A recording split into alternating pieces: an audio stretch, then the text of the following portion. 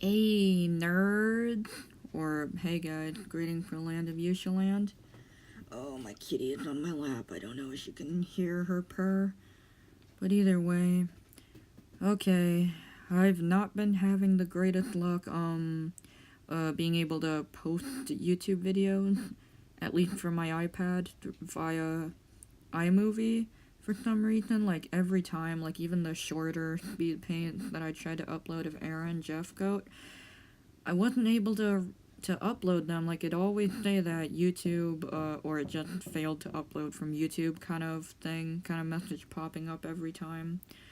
And yeah, it was really annoying. So for a while since that started happening, I don't know, I just didn't feel in the mood to like commentate and then upload this particular video because I already had a handful of failed to upload from YouTube stuff, so yeah, that was a little annoying, but I don't know, I guess something was going on or something, I don't know, because I didn't really have problems with it before, or else I wouldn't have been able to upload those previous speed drawings of Aaron and stuff. Anyway, what the heck is a drawing of, characters from my story in progress, my comic-y thing in progress that I call Dybbuk Debunked. These are characters from it. And yeah, just then there was gonna be more red aura or whatever from those red lines, sketch lines you see right there.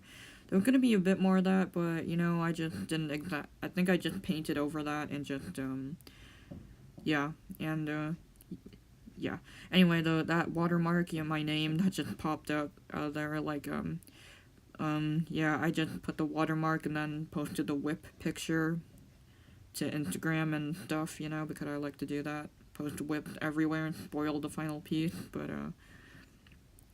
anyway, yeah, but then I went in and added even more smog, even more hand smog and stuff, because, seemed like it filled the picture a bit more, in my opinion. And I liked it. Anyway, oh yeah, and the hands, like, it seems to be a common theme in my drawings, or drawings I want to do, because, I like to think of these type of dark hands, like, representing self-doubt and stuff, because I'm sure, tragically, everybody has it at some point. And for some other people, it might, like, take over, like, their choices of what they want to do and stuff, like, make some people, not all, but some, like, miss out on opportunities because they might doubt themselves to the point they don't think they deserve that fun or those opportunities or something tragic. Just outright tragic like that, So I just like to include hands that, like, well, in the Dybbuk verse, my Dybbuk story, that's what they are, that's like the common theme of what those hands mean, those smoky hands, just like, self-doubt or, descending into madness type of thing, like a loss of innocence, that kind of thing. So a lot of this picture, when I went in to fill in the flat colors, I guess you could say, before the elaborate shading, I was originally using this one brush, like an oil painting brush. I'll try to, hopefully it just uploads and manages to upload. I'll, like, try to remember to leave a link to the brush that I used. It's like, by a guy named Ilya Tolzhikov. I don't know how to pronounce a lot of Russian names, but yeah, I'll just try to remember that I promised to leave a link, and I'll try to remember and leave it down there. But yeah, I was using this one oil painting brush, and I still love that brush. I love pretty much all the brushes. I love to play with them and use them here and there, but I don't know, the brush I used for a while to add in flat colors, it was like, I don't know, it just didn't, like, it felt like you had to layer it a little bit to, like, get the, like, I don't know, make it opaque, like, you had to layer it a couple times, like, over the same thing, like, go over a quote-unquote, do it in a couple coats, like, a couple coats of paint, I guess you could say, is what I'm trying to express. But yeah, it didn't come out, like, super opaque right away, like I would have wanted, so I decided, like, partway through this picture to, like, start, doing the flat colors in, like, a modified version of the pen tool. One of the pen tools, like the technical or the the ink bleed pen. I like how it has bleed in the title, and it's a darker story, like with deaths and everything of various kinds. But not that I think like death is truly funny or pleasant. It ain't. But it's like but you know, weird stuff like that. Anyway, I used like a modified version of the ink bleed pen tool. And usually that pen is also very opaque, but I sort of like played around with the wet mix feature in Procreate. This is Procreate, by the way. I always have to say that. Anyway, so yeah, in Procreate there's like an option to like modify the pens and the brushes and stuff. Like so with the ink bleed, I duplicated the brush, and then so I can have the original brush the original way it was, but a different version of it, like modify it. And I played around with the wet mix feature, so it's not like it lowered down the chances of it coming out super opaque, 100% opaque every time. So in a way, it still needs some layering, but not nearly as much as the other brush I was using needed. But like I made it so like the ink bleed pen, or this modified version of it, like could like blend in with the sketch lines, because with the sketch I like to duplicate the sketch, and then I'll duplicate the sketch layer and then paint on the duplicated sketch layer. And when I do that so like when I go into add in the flat colors, then when I do it, like I don't know, the sketch lines like a blend in with the flat colors depending on the brush I use. So yeah, I like to have like when I'm going in with the flat colors that the sketch lines kind of blend in with the coloring, with the flat coloring. So I don't know, it blends in with so it doesn't look quite as obvious that they were harsher sketch lines before. I don't know. So it kind of, I don't know, just blends in, but doesn't completely lose the I don't know, just the form that it's meant to have, you know? So, like you can go in flat colors, but still not forget where the, like, creases and, like, the clothes, or where exactly the eyes or certain details of the faces are, you know? Kind of blends in that way. So, yeah, but with right here I'm doing, like, a multiply layers. I use multiply layers. I'm obsessed with them with my current coloring method. They're, like, my best ally right now to, like, really help with the shading and do it in a quicker manner. So yeah, I just actually I do at least 2, like, multiply layers in a row. And then and for the multiply layers, I just used, a non-modified version, like the original opaque version of the ink bleed pen. The technical pen, I know you can change the size limit, but I don't know, the technical pen I just really like to use. I like using for adding my signature at the very end of each picture. But with the ink bleed pen, I don't know, it just, you know, has like a little textured, like, edges, or just, I don't know, you know, just a textured pen type of thing, that, like, has textured edges and little bit more organic look than, like, say, the effect like a default round brush would give, you know? Anyway, so yeah, has that kind of, like, a organic, or, like, that, textured imperfection, like pencils and brushes typically have in traditional tools, but yeah.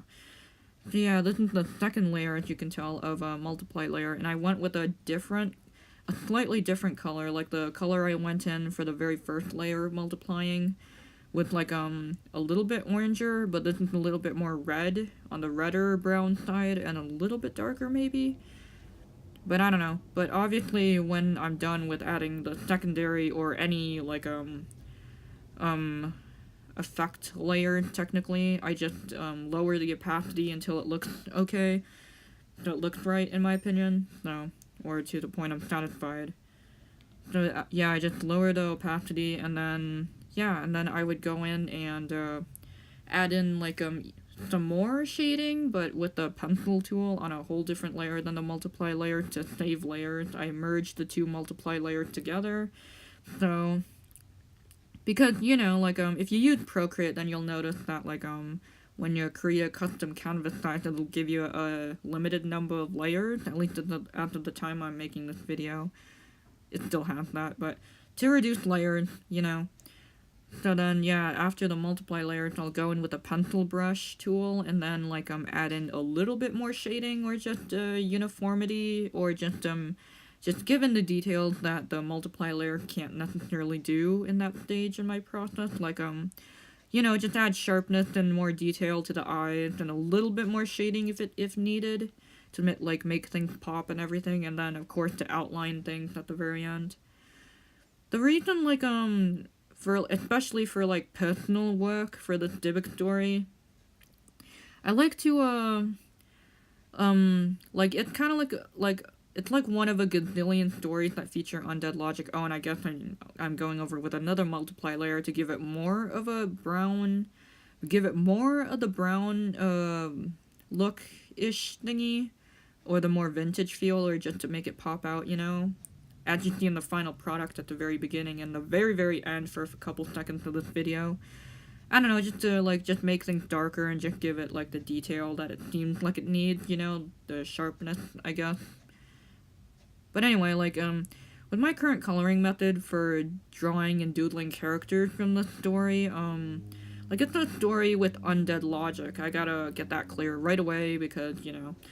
Anyway, so it's like a story with undead logic, so, the characters are undead, zombified, per se, what we would call it right now. That's the greatest way I can explain it with that would allow people to, really, understand the gist of it right away, you know, the only word that I could use that could really get people to understand right away, you know. Anyway, so yeah, I like to, draw or color the characters with a very, what I call grayed out or dull color scheme, and by that, I mean it's, a little bit more on the faded out side, kind of monochromatic type of cohesive color scheme, it's all, grayed out, on the grayer, dull side of the color wheel, the characters are colored in. And I do that, make the characters kind of more dull colored, not too many super saturated, brighter colored, because that's, supposed to represent, death, and the undead character's first physical death, because, you know, the idea, when a person passes on, you know, they lose the blush in their cheeks, the natural blush color of their cheeks, or just their body in general, not, kind of, I don't know, just lose, the lively colors that they have, you know, so the point is, and with the brighter colored outlines, wow, I'm really running out of time already, wow. But, anyway, I'm getting close, anyway.